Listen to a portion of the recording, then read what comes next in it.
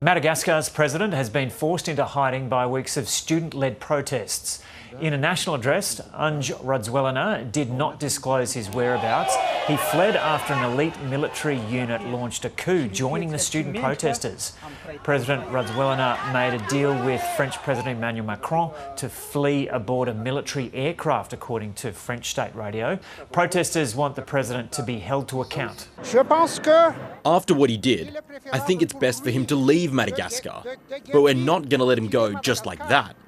He must be held accountable.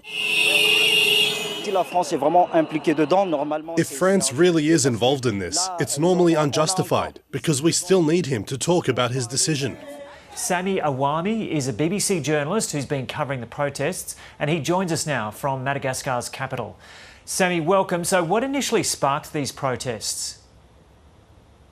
So the protests started 2 weeks ago, and they were mainly led by young people who were complaining about water shortages and power electricity.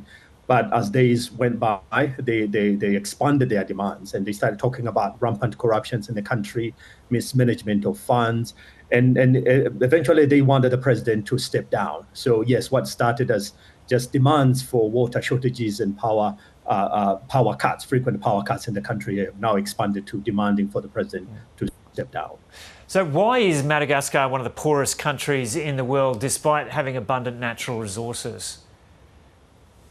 We've been speaking to many experts here, and they point on so many reasons. They talk about how agriculture is struggling here. Madagascar is believed to be the world's biggest producer of vanilla, but we have other resources as well, like nickel and other critical minerals. But the infrastructure, for instance, roads outside Antananarivo are very bad, and it's difficult even for farmers to transport their produce from one point to another. But they're having challenges with education as well. The education system here, experts are telling us, it's very bad. Professors are not paid well. The infrastructure in education institutions are quite bad. And then you have crises like this one, the political crisis. Madagascar has had quite a few of this. They had one in 2009, in 1991, in 1972. So it's just a compounding of issues, really, that make it very difficult for Madagascar to make progress. So is Rajoelina rightly held responsible for the challenges that the country is facing now? Largely, many believe, yes, he's responsible. They talk about how he came to power about 16 years ago. In fact, he came to power in pretty much similar fashion as the one, the political crisis is going on right now.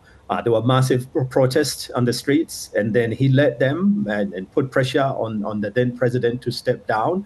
And he was complaining, or he was leading the movement that was complaining that the then president was not doing a good job in bringing good public services and tackling corruption and things like that. And he was only 34 at the time, huh? He was very young. He was very young, but very popular. And he managed to do that. Now they're asking him, in 16 years, what have you done? And they believe he hasn't done enough. That's why they want him gone. So is it confirmed now that he is out of the country, or is that still unclear? It's confirmed. In fact, last night he addressed the nation. He said he had to leave the country because there were attempts against his life. He talked about the military wanting to harm him personally. He said they planned to go to his palace. So he said he had to flee the country. He didn't disclose where exactly he was, but he assured the nation that he is still in charge. And even from where he is, he's still trying to look for solutions for the problems facing the country. And so who is likely to step into the void?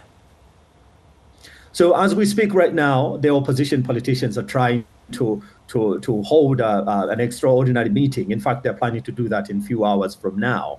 And the plan is that they will try as well to convince their colleagues from the ruling party if they could hold a motion to impeach the president, they say on grounds for him abandoning the position.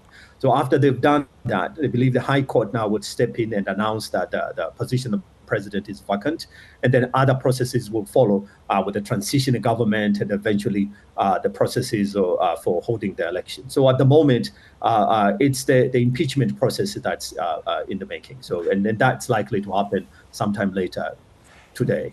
Do you think the Gen Z protesters, because as we started this interview said they were primarily sparked this with their protests, would be satisfied with that kind of solution, or are they fed up with the system altogether?